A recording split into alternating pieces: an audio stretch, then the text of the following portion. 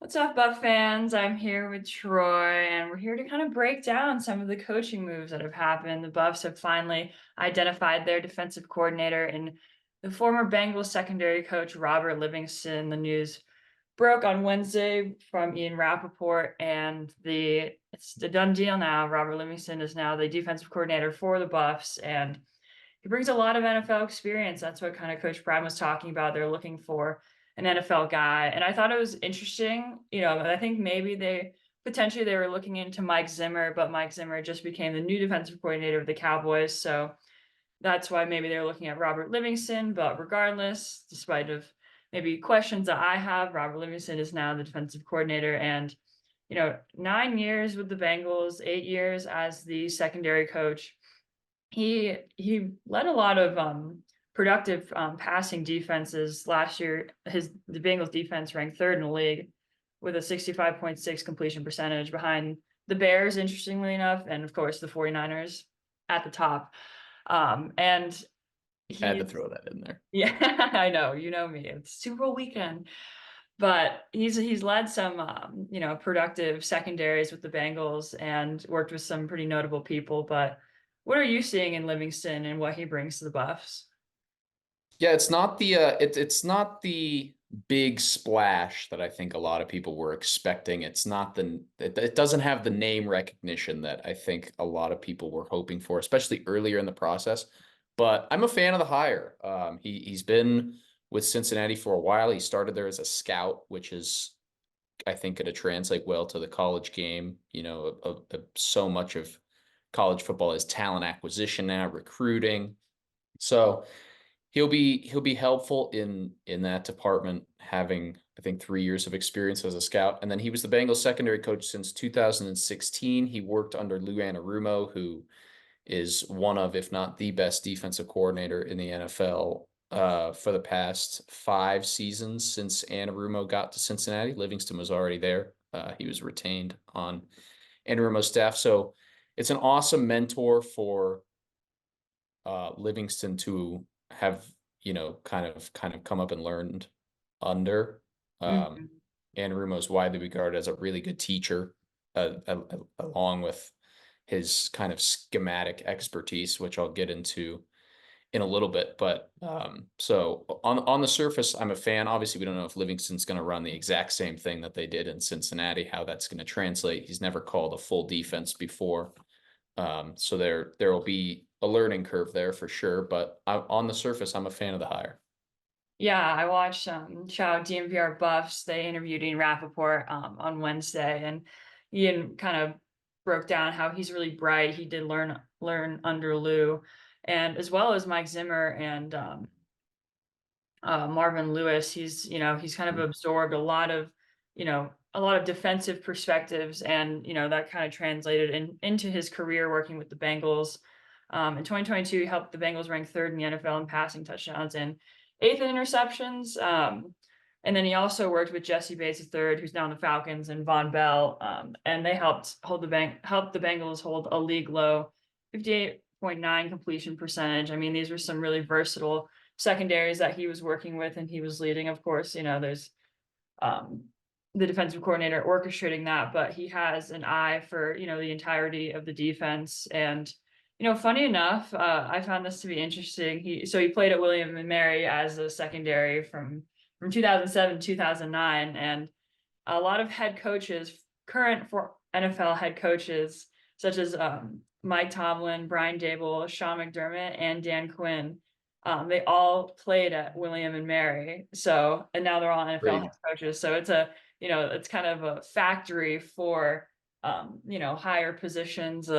Interesting insight there because William and Mary is not really a prominent college, but there's a lot of talent that has come out of that school. So, yeah, I think he's going to be like a crucial piece in, I'm interested to see what he does schematically and how he builds this defense from a secondary perspective, because we saw that with Charles Kelly. I mean, he's mostly, only had college experience, Charles Kelly, and he was, his expertise was within the secondary. So I'm interested to see how Livingston structures, his secondary mindset around the entirety of a defense and how he can, you know, build the defense that the Buffs are really looking for.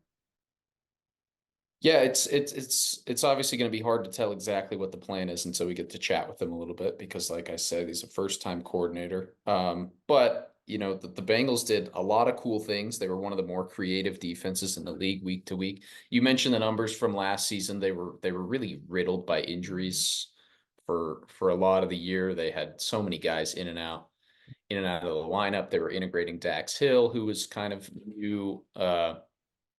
Hadn't he was in his second year. He did play a lot as a rookie. Cam Taylor-Britt is young. Also coached former Buff Chidobe Awuzie. Shout out Chido. He was the best corner on that Cincy team. But I wanted to get into a couple of things that the Bengals did, just things that we can kind of expect. The staple of the Anarumo defenses are that they're very game plan dependent. It's kind of a shape shifting unit, a shape shifting identity, kind of based on the opponent. They're very game plan specific. Obviously, the one that gets brought up all the time is in the AFC Championship game a couple weeks ago. The Bengals were down 21-3 in the first half, and Cincinnati totally shifted their defense. They started dropping 8 guys on over and over and over, and it totally stumped Patrick Mahomes and the Chiefs. Bengals came back and won. They went to the Super Bowl.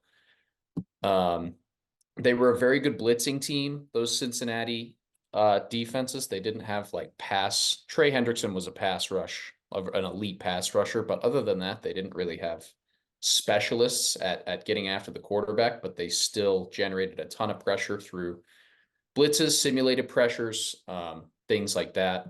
They are really good at not at disguising coverage. They don't give away man and zone tells at all, especially against motion. They're really good at kind of holding their identity before the snap and making quarterbacks read it out after the snap, which I think will pay a lot of dividends if that can transfer over, because obviously college quarterbacks are going to be less far along mentally at reading stuff out post snap than some of the quarterbacks in the NFL, especially in the AFC. So yeah, those are a couple things. I'll get to something else in a little bit, but some of your thoughts on some of that.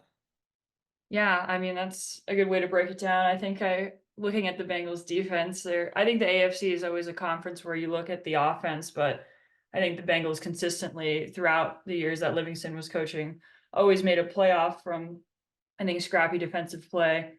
I forgot the specific timing of it, but I saw a note that one of the Buffs, I mean, one of the Bengals one of the Bengals secondary players had an interception in the Super Bowl against the Rams, and it was a pretty pivotal one as well. Like they're a squad that can adjust quickly, really put pressure on the quarterback if need be. And I think Livingston, picked up a lot of pieces in his time. I mean, 9 years, like almost a decade. Like there is so much information to absorb and learn and grow, and he was learning alongside of kind of a transformative team that wasn't very productive in the beginning, but slowly but surely made it into some playoff games, some AFC championships, and so on. So I think he saw the both good and the bad, and I think where the Buffs are right now, it's like that transitional period where maybe they need some new insight and kind of just build that foundation once again. I think he's going to be a guy that can provide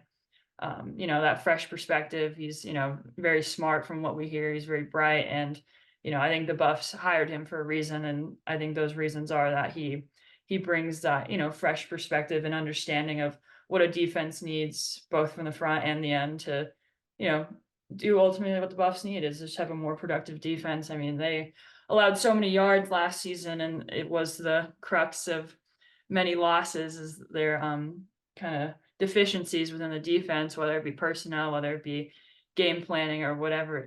There's a lot of factors that go into it. But I think once we talk to him, kind of see, where he comes from and get a better understanding of him. And of course, spring practice as well and what he wants to install, then we can start making some more definitive answers and what this defense is going to look like. But I think he's a good bright young piece that the Buffs, can hopefully build upon for years to come.